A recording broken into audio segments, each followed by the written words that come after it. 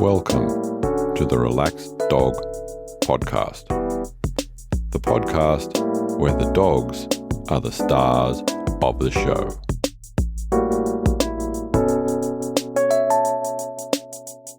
Welcome to episode 89 of the Relaxed Dog Podcast, sponsored by therelaxeddog.com. Thank you very much for finding this show. Welcome back to our regular listeners, and welcome if this is your first show. I am your host, Robert Ober, and I hope that you and your dog are well. My guest this week is Beth Miller, and she's going to be talking all about Rocky. But first, in some doggy news, we go to the UK, and in Hampshire, a little Jack Russell by the name of Millie got loose from her lead and wandered out on some mud flats and became stranded. Millie's guardians then enlisted the help of local firefighters, police and coast guards, who tried for quite some time unsuccessfully to lure Millie out of that area. Enter one of the local drone pilots who came up with the idea of dangling a sausage from a long line, flying the drone in, and lo and behold, Lily moved the 300-odd metres and was saved. So go Millie and chalk one up for technology. Now, I know a lot of people have mixed emotions and thoughts on COVID procedures and regulations, but a restaurant in Canada has got temporarily in trouble because a couple of their staff were meant to be checking their guests in with QR codes and vaccination statuses, etc., but instead customers were allowed in upon showing a picture of their dog on their phone. And that's now been amended so that they go by the rules. And now, here's this week's interview. Welcome to the Relaxed Dog Podcast. I am here with Beth Miller. How are you today? I'm fantastic. How are you, Robert? I am fantastic as well, especially speaking with you. Thank you very much. Thank you very much. So whereabouts in the world are you? I am in the States, in Ohio, so sort of right in the middle of the Midwest area there. So up by the Great Lakes, we've got a little natural, freshwater area up there. So we're not near the beach, but we are near the lake shore. So nice. That counts. And who are we going to talk about today? Well, I have two dogs because they're linked to each other. The first one is, we had a 14-year-old Great Pyrenees named Rocky, who we lost last January on the 11th. And he sort of changed my view of how you should love a dog. And then we had lost him. So we went ahead and jumped into fostering a service dog puppy in training. And that taught me a lot about how to love a dog also. And it was sort of like this link from one dog to the other that, I had gotten advice from the one dog and helped me love the other one better, if that makes any sense. Yeah, it sort of does, yep. I'd ask you to take us back in time to just before you met Rocky and tell us about the hows and whys that happened. Excellent. Oh, yeah. Well, I had a boxer named Tucker who was 13, and I lost her in May of 13. And it was just devastating to me. I've been lucky that I have had dogs that live a long time. So I've only had two dogs of mine in my adult life because they lived so long. And then after I lost Tucker, I met a guy named Tom, and it was one of those conversations of, I hope my dog loves you because he doesn't love everybody. So I was like, I used to do obedience and training and competing. And so I felt like, I at least had the right demeanor to approach a dog. and in a particular way, knowing what that's like from the training and obedience work.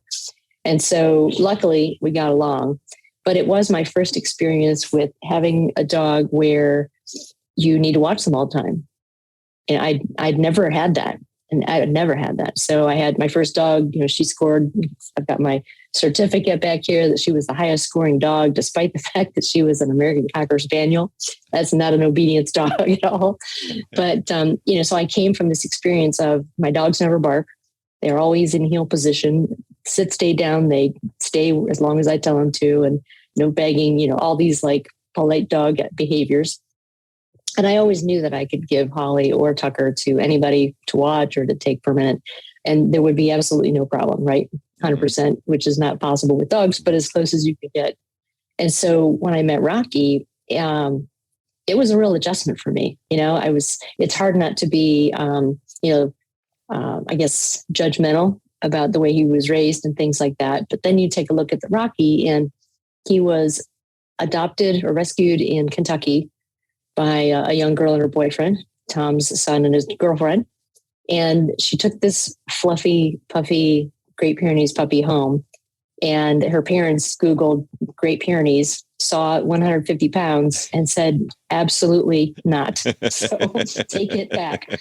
So, of course, they're like, oh, they're going to put it down. It was from a rescue. We can't do that. And so Corey ends up taking Tom's son. And Corey lives in the UK, University of Kentucky area, where all the students go, and it's loud and they're partying, and it's not a great environment for a large dog to be in a small frat house kind of setup. So he had some colorful moments from the minute he was born, and then Corey brought the dog up to see his dad, and he said, why don't you keep him for a couple of weeks, because Tom had just lost his dog. Well, Rocky never went back home. So he just fit like they were just freaking frag. They just kind of went together, and they just became best friends. And Tom worked out of the house. So coming into that, there was a lot of adjustment to, the life of being the person who your friend has a dog, because I was always the one with the dog, right? Mm-hmm. So I became the dog sitter, and will you walk the dog? And I can remember the first time that Tom's like, I'm going to be out of town. Can you watch Rocky, take him for a walk, blah, blah, blah. I'm like, yes. And he goes, but if he sees a UPS truck, he will lose his mind. It's a delivery truck. Yeah. And so I was like, okay. And I'm thinking, I've got this, right? I've got the gear. I know how to handle a dog, regardless of size. This is not going to be a problem. And I get over there and I'm thinking, this is not my dog. This is a busy road. What have I gotten myself into? And so, I had him, just like clenched grip. Like, I can't let anything happen to this dog. And man, he was right. Because not just one, not just two, but 3 UPS trucks went past us while I was walking this dog. And he lost his mind all 3 times. He's just, I don't know if there was something in the yard where he was, down in UK, but he did not like that at all. So he's a handful, right? That's a big dog to disagree with. How old roundabout was he when you first sort of met him? Oh, let's see. I think he was 6. So, an adult dog set in his ways at that point a little bit. Yeah.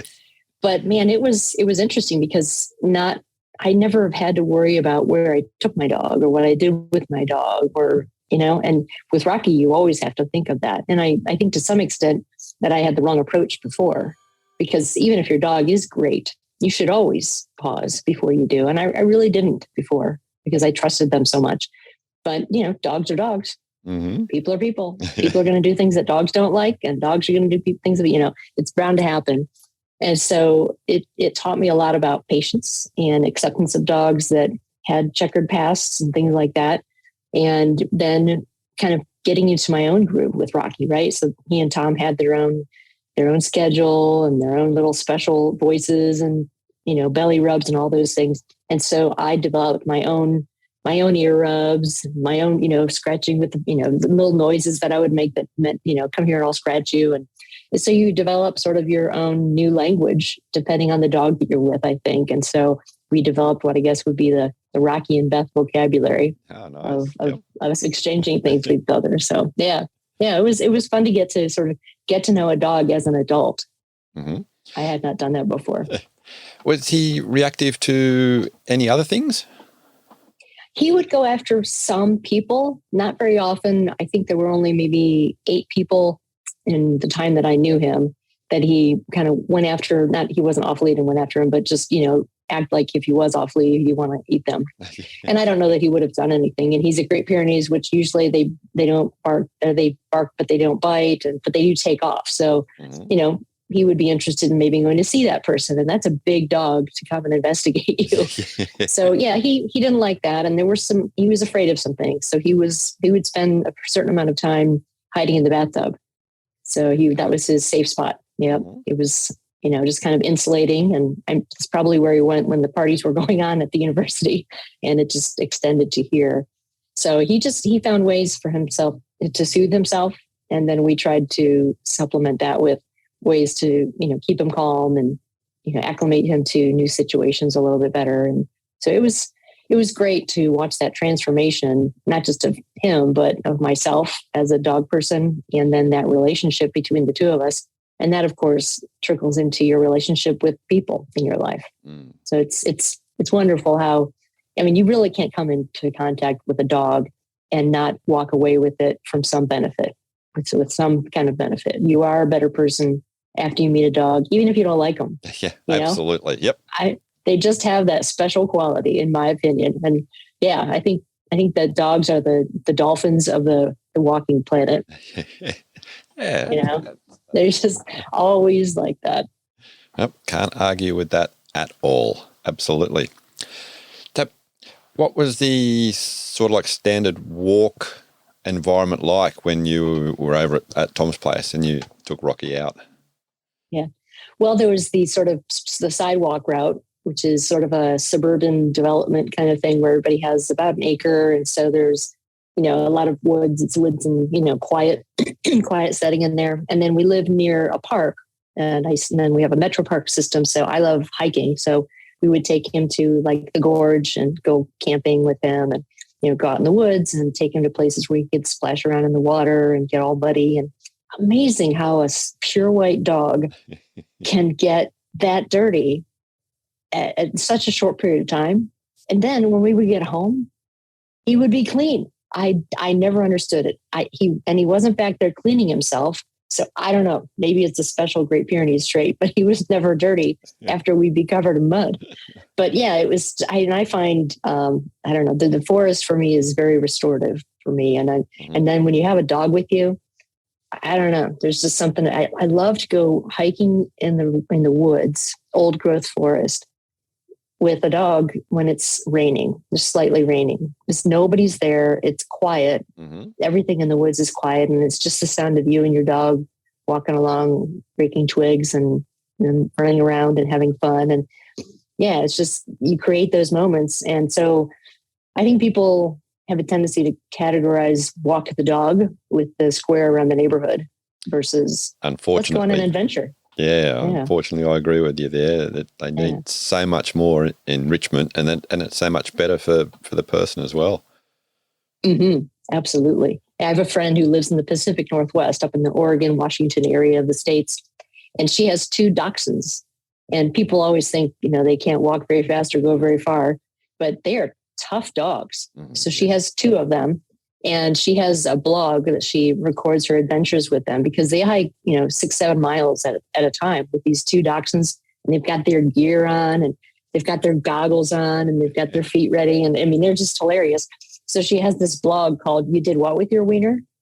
because it challenges people's perception of what you can do with a wiener dog. And so that's one of those great ways that people challenge the status quo of dog ownership. Yeah, no, I like it. I love it when that happens. Yeah.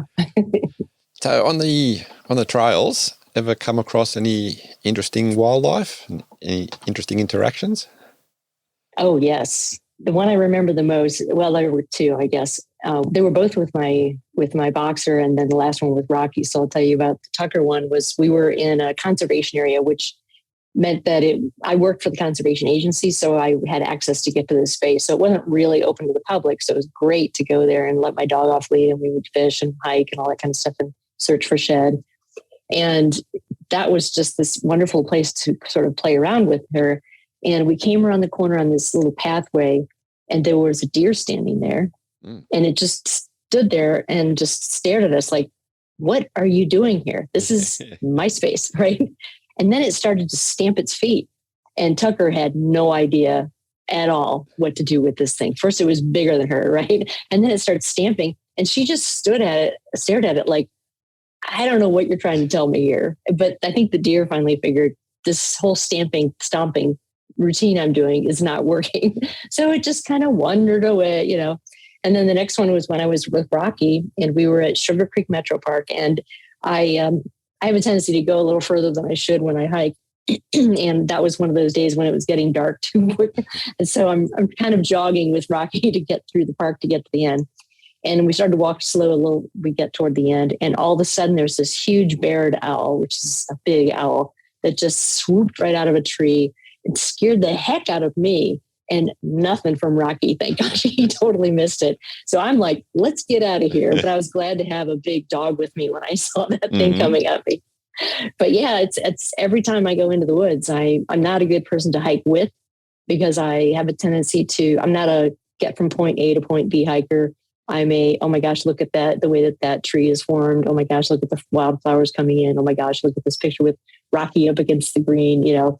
So it's very much an exploration kind of hiking style. And so it's just a perfect fit for having a dog with you. Then they get to sniff around and have that great sensory experience just like we do. Sounds great. And off lead or on lead? Who's listening? I really didn't have lead in my mind for a long period of my life. You know, when I was growing up, we didn't have dogs on leashes very much. It was just the dogs were out and they either stayed in your yard or they didn't. And, you know, it wasn't a big deal. And then, you know, you get into obedience and then you're like, a 6-foot leash, that's awfully short, right? Yeah, and then you become accustomed to that. So when I was in obedience and training, you know, they were pretty much always on lead for that. But then when I was home, they were just trained to stay in my yard and I didn't even have collars on them. So that's just really bad. You know, they weren't chipped. They had no collars on them and they were loose in my yard, which I would never recommend that to someone. And I think that's part of the dog owner journey, right? There are things that I did with dogs when we were growing up that I would never, ever do with my dogs now. And there are probably things that I'm going to do today that are really bad, but I don't know any better. So we just have to accept the fact that we're never going to know enough about how to take care of the dogs in the way that they deserve. Mm-hmm. Just want to go back to the home. So where was Rocky's, did he have a place? Is he like free home around or? Yeah. Well, he was kind of chill. Great Pyrenees are kind of lopers, just kind of, you know, because they're waiting to watch over the flock. Mm-hmm. And when you don't have a flock to watch, then you're just kind of, you know, hanging out. So he was, you know, just kind of his own domain. And because he was a little unpredictable, there wasn't a lot of people bringing their dogs over and that kind of promotion. So he had a pretty quiet existence, but our backyard was not fenced. And he's Great Pyrenees and they run. So we finally, about 2 years before he passed away, we finally built our own dog park in the backyard. So we dug everything up and we dug down a foot into the ground and buried the fence down there and then put in, you know, it's just whatever we could think of to keep it safe and have it be a nice experience for him. And I really wish we would have done that earlier because that gave him a completely different quality of life. And just the way he went through his life, you know, day by day was completely transformed because he was always on a flexi or, you know, on a line that was with us when we were gardening or doing something like that. We always wanted him with us, but then you have to tend to him all the time instead of letting him just kind of hang out around you. So we gave him his space there. And then on the inside of the house, we had talked because of Wagtown to a guy from the Red Cross. And when he was talking about emergencies and federal emergency management, he mentioned that if he could tell dog owners one thing, it would be to keep your dog with you when you go to bed at night, whether they have their own room or they're in your room. You need to know how to get to them immediately because most people who are dying in fires now, at least in our area, is because they're going in after their pets. Okay. So we've gotten enough of fire, you know, like flammable retardation, that kind of fabric being used. So we have far few fires. So most of their work is first responders for medical emergencies. But when they do go for fire, they know that if there's a pet in that house, they've got to watch the people because they will go in after them. So if you know, so we built Rocky his own room in our room. So we have our bedroom, and then there's a 6x6 room with, it's tiled at the sides, so there's nothing bad can happen there, and just put some dog decorations on there. So yeah, we're actually that dog crazy that we built him his own room when we built the house. So, but he loves it, and it was a nice cool room. When you're a big dog with all that hair, it's nice to have a nice cool room. Mm-hmm. So, and he would put a little one of those cots in there for dogs, and he just loved it. I mean, he wouldn't go in there unless his blankie was on there the right way, though. It had a little wrinkle in it. He'd stand there next to it and look at you like, nobody made my bed this morning, and I am not getting in it until you do. So we'd, shake it out, and he would just stand there and watch you, and then you'd be like, okay. And he would just saunter over and look at you like, thank you. Shouldn't have to tell you. I was going to ask where he normally slept, and being a big dog. Yeah, wherever you want, right? Yeah. You get a lot of people will still say, yeah, big dog, in the bed, and end up being uncomfortable, but hey, the dog sleeps well. Yeah, exactly. Do you have a particular favourite spot in the house during the day to lounge around? Well, he had a couple of spaces. He did like the bathtub for rain. If it was rainy out or any kind of wind, then definitely he was in the bathtub because that was scary time. When we were outside, then he was generally within about 15 feet of us and just sit out. And I was always surprised he would lay in the sun, especially on a hot day, because it was, really warm and he has all that fur. But it really reinforced for me that they need that coat. A lot of people shave a Great Pyrenees when they live in somewhere that gets, in the 90s in the summer. But that's horrible for them. And it protected him. And, his coat was never hot because his white coat reflected. Mm-hmm. And so he would just bask out there. And so we've got the bright green grass and this big fluffy white dog. And then inside the house, because he was always warm, then he would lay, like we have heated tile floors. And on the edges of it, where the wire isn't, then it's cooler. Cool, so he was always smushed up against somewhere toward the ends of the tiles. And if he wasn't there, then he was laying on our feet waiting for us to spoil him. So that's probably my favorite position that he held. Mm-hmm. So you sort of definitely talked about some temperature there. What was the seasonal range where you live? And also, did he have a preference on which season? He did like when it was cold. When it's snowing out and we go for our walks, he's bouncing around and, grabbing things and throwing them up in the air and just, it's a joy to see him play in that. And it's the only time he doesn't look like he's all white because he's not as white as snow. So he looks dirty. But we will have, we canceled an event that we had last summer because it was 115 degrees. And that's very unusual here though. And then I think, on a really bad winter, if we go down to 20 below, that's really unusual. So there can be some extremes, but I would say about 9 months of the year, it's comfortable to be outside. There's only, a couple of months where it's really cold and icy and just, miserable out there. Everything's in, dormant stage, so it's not pretty. So it's not all that great to be out with your dog anyway. So that's when we kind of get the hug time and watch movies or something like that with your dog on the couch. Because he's, the one that wants to be out there. So you have to peel yourself off the couch, put on your warm stuff, get your boots on, because it's not all about you. So he loves that. So I would hate to not take him out in that. But when it's really hot, we had to be very careful with him. It's just even his pads on the asphalt and things like that, because it gets pretty toasty. So yeah, I think he really liked being cool. And some of the warmer days, he would just look at you like, this is terrible. I don't like this at all. I don't know that he was ever in any, discomfort, to that extent, but I'm sure if he had to set the thermostat, it would probably be lower than we had it set. Did you ever have any of those sort of like being a white dog in the snow and being, if he was off lead, any of those like, oh, where's he gone moments? Yes. I actually have a video of him running in the snow. And I could see the leash, his eyeballs, and his nose, and his butthole. And that's all. So I said, if he closes his eyes or puts his snout in the ground, we're never going to find him.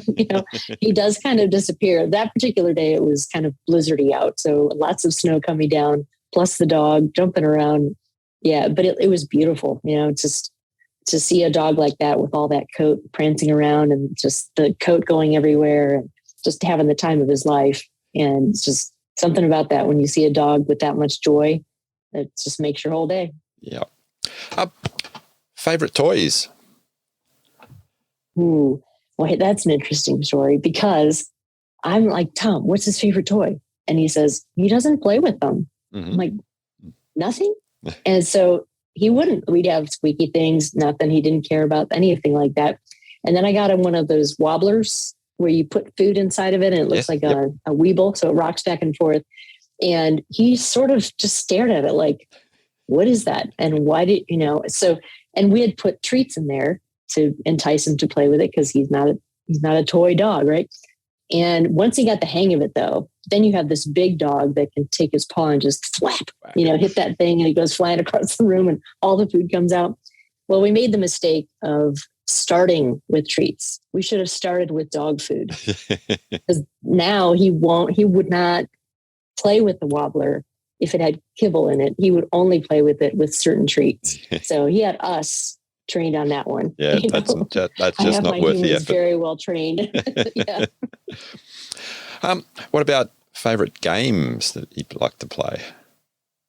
Oh my gosh. Well, my favorite thing I think with him, because he was such he's a big dog, right? So having a dog that big, there's a lot to it, but something about having a big dog lean into you is sort of like a hug for me anyway. Mm-hmm. And so to get him close to me, then I would put my fingers out like claws and I would just squeeze him back and forth and go chuk-chuk-chuk. And he knew that was the sound where if he came by and went cruising through me and had his butt toward me, then I could get the backside, on top of his back. And he would just sit there and just, oh, I love this. Don't ever stop kind of thing. So it was either that or you'd put his head right between your knees where you could grab his ears and you just go back and forth and back and forth. And it's like so much you think you're going to catch the dog's head on fire, he loves it. I don't know. It's just those snuggle moments, because I didn't know him as a pup when he would be, scrambling around and puppying.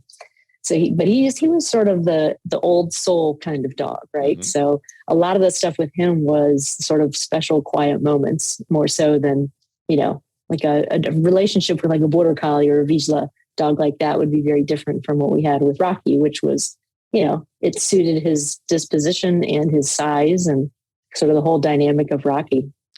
Being a bigger dog, were there ever any moments that you can sort of recall that you were like really worried that something bad was going to happen or you got really anxious? You mean that he would do something? Yeah. Or he would do something or something would happen to him? Yeah. I did worry about him being able to break the lead to get away, or that I wouldn't be able to have enough strength. If he really wanted to go after something, would I be able to stop him from doing that? So I always wrapped the lead in a way that, I would have been pulled through the rubble, but I wouldn't lose him. And but that's always worried me. My Cocker Spaniel got out the door when it was my first dog, right? And she's running toward the street and I'm just completely losing my mind. And of course, the more I chase her, the more she runs away. And luckily she turned around and came back, but I never forgot that feeling. Mm-hmm. And so anytime I'm with a dog, I'm always very careful about where's the lead, are they connected? How loose is their collar? All that kind of stuff. But so with Rocky, Tom is very gentle and loving with his dogs. I've never seen anybody love a dog like Tom does, all dogs. And he, as a result, doesn't want the dog to have any discomfort of any kind at all. So he would, even with his collar, I could probably put my head through the collar while it was on Rocky. It was that loose. So that made me nervous, because all I have to do is that little head twist and they're gone. Mm-hmm. And he never really went for that. I don't know that he didn't know he could do it or what, but yeah, it's just that squishiness to him and then the gear. But I did worry about him because he was stronger than I was. And then the other thing was that people always wanted to get a selfie with him, that they always wanted to hug him. And with a dog that's not comfortable with everyone, and dogs don't like to be hugged in general anyway, a lot of times. So they would run up to him, kids and adults, it didn't matter. They were like, oh my gosh. So he was beautiful, but it was a real magnet, and which is great if you have a happy-go-lucky dog that loves everybody. But it was, I'm sure, scary for him to have those people coming at him, getting into his space, touching him. And then, of course, they want the perfect picture. So they're like, take another one, take another one. And I'm like, yep. You need to get away from the dog at all. So we work with him a lot on having people approach him and got his sensitivity down on that quite a bit. But I never did take my eye off the ball on that one. Mm-hmm. I mentioned earlier that coming back from a walk that he seemed to have an self-auto groom. How was grooming in general with a white long-haired dog? Well, we would replace our vacuum cleaner about every 6 to 9 months because his Great Pyrenees hair is white and it's thick, like coarse hair for part of it. And then the undercoat is like flyaway hair, like it's like it's something on my face, right? You've got one of those. So you've got this combination and they're very long hairs. So they wrap around the vacuum beater. So you have to take the vacuum cleaner apart 2 or 3 times while you're vacuuming the house to cut the hair off the roller and then put it back on. So it's, trying to find, and then all these vacuum cleaners come out. They're like, this is perfect for pets. It's dog proof. Nothing can happen with this one. And so you buy it and it doesn't work. And so, we tried to do the Roomba, which is that automatic vacuum cleaner thing. Yes, yep. I don't know what made us think that would possibly work at our house, but we delusionally thought so. But there was a lot of, do you know what a furminator is? Yes.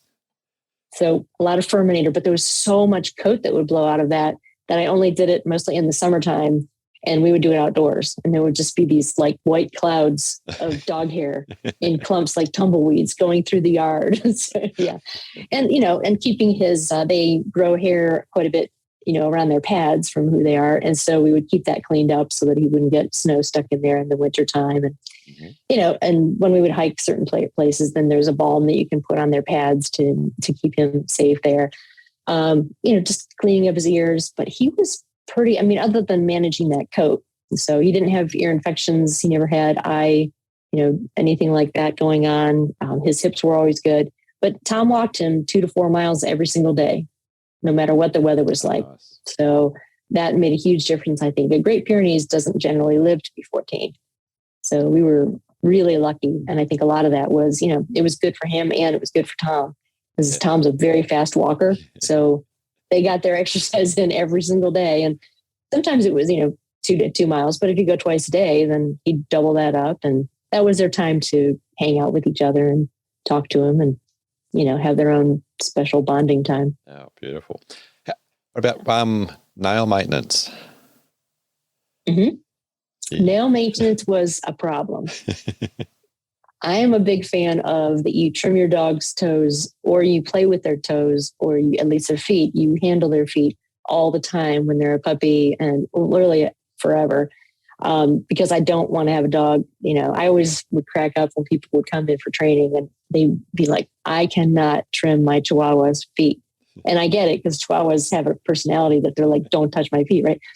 But they're telling me that their 2-pound dog is in control, and I know for sure you can hold that dog down. So Rocky really didn't like it. He'd get very upset. He didn't know what we were doing. And so we would take a comforter from the bed and, put it over him while he was just chilling. And then we would do some dog massage with this, like on his shoulders and on his back to get him sort of calmed down. And then we'd get a dentist stick and put it out here, but we wouldn't let go of it. So he had to kind of just nibble on it. And then the other person would sort of lay across his shoulders by where his head was. And then the other person would like try and sneak in a few, and the trick was you always have to get through all of them before he can get up. Right. So you're like, we got it. One more, give me the foot. So yeah, that was always cumbersome. So yeah, next dog, we will definitely be addressing the toenail issue early on in the dog process. Yeah. So general health seemed really good. Were there ever any sort of like emergency trips to the vet for anything? Not really. We had a couple of times when he had like, quote unquote sports injuries where he would, pull something from running around like a maniac, and they get the zips, and kind of pull a muscle kind of thing. But by and large, he was pretty healthy. He wouldn't really get into things, so we didn't have to take him in for having eaten something. And I think because it's not a zippy dog, there's less opportunity for them to, snag something or get caught on something, or, fall into a hole a little bit with one of their feet. And I think there's less opportunity for that. And then it's a dog that's built, to be sturdy and, be okay. But you could have a lot of different things could happen with a dog that size, just, from them being in an unfamiliar environment. Mm-hmm. And if they have that reactionary behavior, they could easily get hurt. Yeah. So, we really lucked out on that one.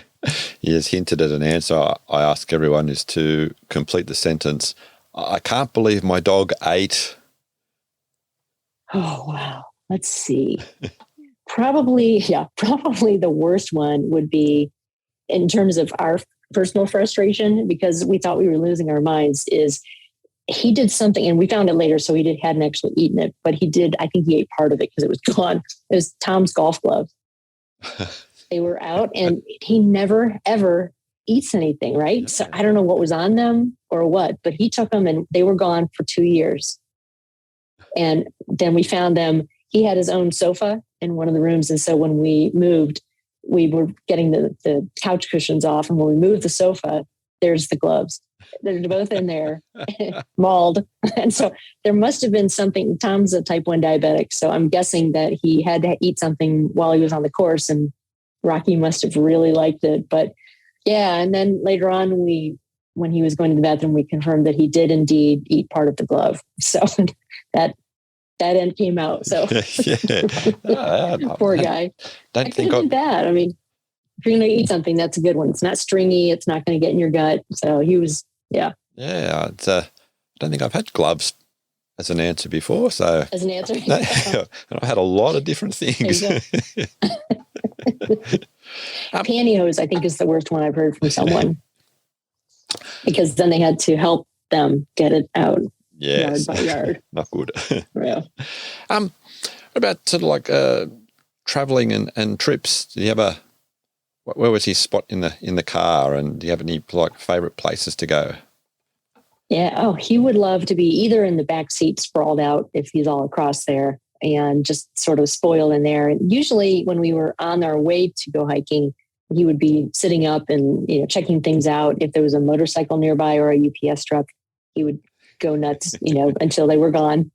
And then when we get there, having those trips sort of into where we have ravines and things like that to hike around in, he really seemed to enjoy that and be out of the element of being in the yard, I think. And so that was a pretty good one. And trips to see family and things like that. And so he had some experiences that were varied with going to people's houses, but because he was so reactionary, we didn't take him to a whole lot of trips like that. So some of it was going to events, but we would always kind of hang out in the background, just letting him have that experience, but not to the point where he was uncomfortable, so that he would gradually get to a point where we could go to a 5K with him and walk with him through it and have him be comfortable. It's I don't obviously want anyone to get hurt, but I also don't want my dog to be put in a position where they feel like they should do something like that because they're so afraid. Oh, nice. Very good strategy too. Can you, off the top of your head, if I was to ask, remember one of the happiest times that you and him sort of shared? Does anything come to mind? Oh my gosh. Well, it's not exclusive to Rocky, but I had met Tom and he told me that he loved me and I couldn't say it back yet. And we went to the gorge to go hiking with the dog. And I was watching Tom with the dog. And when I saw how Tom was with that dog, I knew right then that I was in love with Tom.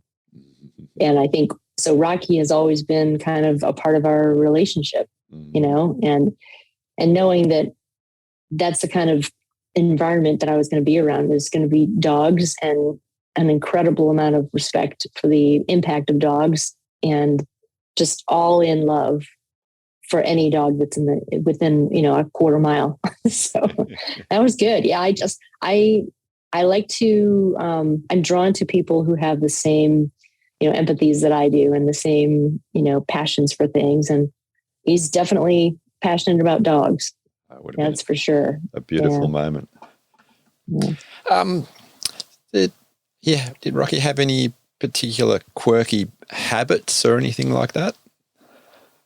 Oh gosh, plenty of those. He did have this thing where if you would go walking with him and you would look at him and go, "Give me that stick," then he would look for a stick, and he always would pick up these, not a stick, but like a branch, like this huge thing that I can barely lift. And he's running around like a puppy would with a little stick. And he's just dragging this branch, and there are sections of the branch breaking off, and he's running around and jumping up and down, and people would drive by and just beep their horn and wave, and they all knew Rocky. And they kind of knew that Rocky didn't really want to meet them, but they all knew Rocky, and they knew Tom because of Rocky. And so, yeah, that jumping around like that, where he was just so joyful and silly, you just knew that in his mind he was like, wee, just having a great time. Oh, nice. Now, a lot of people, when they've met a dog, had a dog, they sort of change their direction in life and things. So I know we're going to go down into that sort of happened with yourself. Yes, it did. Yes, it did. Yeah, I had been in the ad agency business for 30 years. And so, but I had always loved dogs, right? And then, I lost Tucker in 2013, and I had just reached this, big milestone that I had set for myself. That was sort of my stretch goal for where I was working. And I realized it's time for a new adventure for me. So I, went back to school and got my master's degree. And I wrote this program for a nonprofit that I imagined that would help communities become dog friendly, but in a way that was authentic, instead of we're dog friendly. And then you show up and, well, we don't want your breed here, or you can't go there, or we don't have any, holistic veterinary options, or we don't have an ER here for dogs, places like that. And so it got so overused that I just had this feeling that because I had done some culture shift campaigns around water quality and, alternative transportation and cycling and reforestation, where we saw real results from that, I, in my narcissistic way, thought I could do this for dogs, right? Yeah. And I thought, we have so many people out there now that are, sharing their lives with dogs and elevating their view of their dogs to be their child, or at least their family. And so we're starting to see this push for enrichment and better care and better nutrition and all the things that we demanded for our children, we are now starting to demand for our dogs. As it should be. And so with that, yes. And with that, what I call the dogification of places, that brings in, things like infrastructure changes and support for the humane organizations and a lot of responsibility on the part of the owners, and welcoming infrastructure is there. So, you have to address public health and public safety and economic development when you're doing that. And so I decided to weave together my love for dogs and their ability to have an impact on our communities and mix that in with like an economic development strategy that would allow us to address big picture 50,000 foot issues dealing with pet advocacy and how the world is for dogs, and create a process that we could replicate so that people could say, we don't have enough services for this, or I think I live in an area where I need help, or we're having an issue with, we need capital funds for this project. So what if all of our communities prioritized the availability of care for animals? What if they prioritized finding solutions for dogs that are at risk for euthanasia? What if they had solutions for them to have off-leash play so that there was more responsibility, more training, more social skills that would be developed because the dogs grew up in a dog-friendly community? My experience with the research was that the more dog-friendly a community is, you can put those dogs pretty much anywhere that's not dog-friendly, and they'll kind of be able to navigate that area. But if you built a dog-friendly town, and then you took dogs and people from a not dog-friendly town, you put them in that dog-friendly town, I predict that there will be all kinds of problems, because the dogs don't know how to be in a dog-friendly community if they've never been there. They don't know how to behave around people. People don't know how to behave around the dogs. And so it's this recipe for disaster. So I wanted to create this culture shift in a way that people would say, oh, so dog friendliness can impact our economy. And then it kind of blows up from there. So we just need to prioritize that a little bit more, because if we have this creature that just, regardless of breed, regardless of age, regardless of how they look, regardless of who owns them, they have an impact on our lives that's almost immeasurable in so many different categories. Mm-hmm. So why wouldn't we hitch our wagon to that? Why wouldn't we have that be the thing that we lead with? Right? There's no loss there. I know not everybody likes dogs. I think dog friendly communities should be great for people who don't like dogs. It's a choice, right? So in my opinion, life is better with a dog. But if you don't like dogs, you shouldn't have to feel like you can't live there. No, and it's the same thing with, wanting the dog friendliness. Not everybody wants to eat with your dog under your table next to each other, but most people assume that that's unsanitary or the dog's going to have an issue. And when the dog lives in an area that's dog friendly, they know how to eat out with their mom and dad, right? Mm-hmm. So it's just an evolution. So yeah, I wanted to give, I guess, dogs some power in the decision about where we go with the world. Oh, that's sounds absolutely awesome. That has now evolved, and that's become the nonprofit. Yeah. Yep. Sorry. Has been born. Yeah. So the nonprofit was born of that. I actually, it was about 4 months after I stopped. I graduated with my master's, had the program. I thought I'll put this on the shelf, and one day when I'm going to work solely for good and not for any money, then I'll do this. But I couldn't stop thinking about it. So a few months later, I sat down with the people that I work with, fantastic creative agency, just, a job that I can do with my eyes shut and make a lot of money for the rest of my life. But no, let's quit our job, make no money to change the world through dogs. But so now it's definitely grown into, we have a curriculum for children to better understand how to be safe around dogs, and that dogs have jobs sometimes, and helping them understand breed discrimination and self-worth and topics like that are really sort of parallel to a dog's journey when they are abandoned and things like that. Mm-hmm. So to help them understand that, and hope that those conversations about discrimination and care go home from the classroom to the living room, so that the conversations happen with the whole family.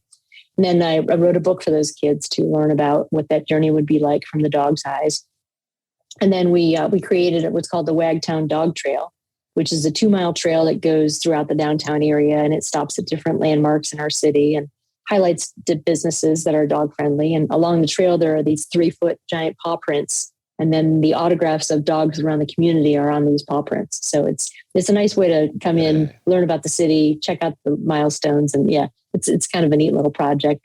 So things like that. Then we have a program with the book that we send to rescues called Tucker to the Rescue, and that helps them, business kind of materials, marketing materials, PR, digital media content, kind of help them. So it was a matter of taking what I had learned about dog friendliness and then packaging things in a way where I could say, here's a nugget of something that you can take and run with. It's already done for you. All you have to do is implement this or apply it, or just, use it today, whatever the case, whatever the product is, and make it so that it is very accessible to them, affordable. We can establish social equity by making materials available to everyone. So the curriculum that I did is free to anyone in the world through PBS Learning Media. So the goal here was mission and then money if it comes, right? So needed to come up with a way to pay for it. And my sticking point for me was that I wanted to be able to go into communities and do good without taking any resources from their local advocacy groups.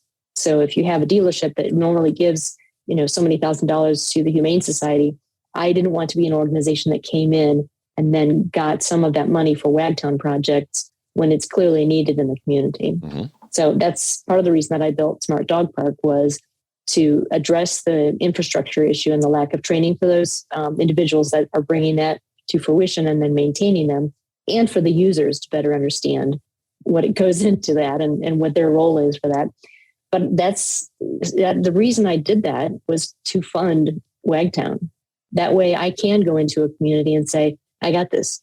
You don't have to worry about it. it's covered. It's paid for through this certification program that I developed. So that to me takes the handcuffs off of limitations on what I can do. Yeah, absolutely. So if we can, at the end of the day, teach people a lot more about dog play and enable people to, get away from the standard, this is how we build a dog park, to, what if you took everything you knew and just threw it away and started there? What do you want the experience to be like? Not how many square feet are we looking at? Yep.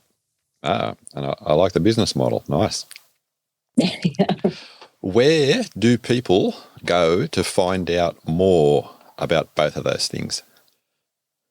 Well, I have two different places to go. One of them is wagtown.org. We're a nonprofit, so we're the .org. And that will give you all kinds of information about different projects and programs we've worked on. If you go to wagtown.org/news, then that's a really great place to take a look at all the press coverage, because that kind of gives you a timeline of different projects that we've worked on, whether it be, hurricane relief all the way up to the curriculum, what's in there and what all the details are there. So there are opportunities to get involved there, to purchase the book for kids. And then smartdogpark.com is where people can get information. Right now, we've got just a sale conversion page up there for people that are already interested. And so today, I'm building out all of the material to give people a better idea of the curriculum and what's included and, all the value-added chain things. So excited to do that. And if people have questions about it, they can certainly reach out to me on there. And I'm happy to walk people through whatever they're interested in. My goal here is to create a universe, right? A place where we live everywhere, that recognizes that it is possible that if we really recognize and prioritize the effect that dogs can have on our communities, we can change the world. Yep. To a much, much better place. Absolutely. Beth, it has been a thoroughly enjoyable conversation. Loved hearing all about Rocky and about all the great work that you are doing. Thank you so much, Robert. It was an absolute joy to talk to you. Thank you very much for listening. I hope that you enjoyed the show. If you did, or even if you didn't, tell a friend about it. Just like our new listeners in Newburyport in the US and Agreda in Spain. The best thing you can do for me is to get the word out on how awesome dogs are. In particular, how awesome the dogs are that have been on this podcast. You can also help by leaving a review, a like. Be nice if you shared the episode with some of your friends and contacts on social media. Until next week, stay safe and remember, your dog is family.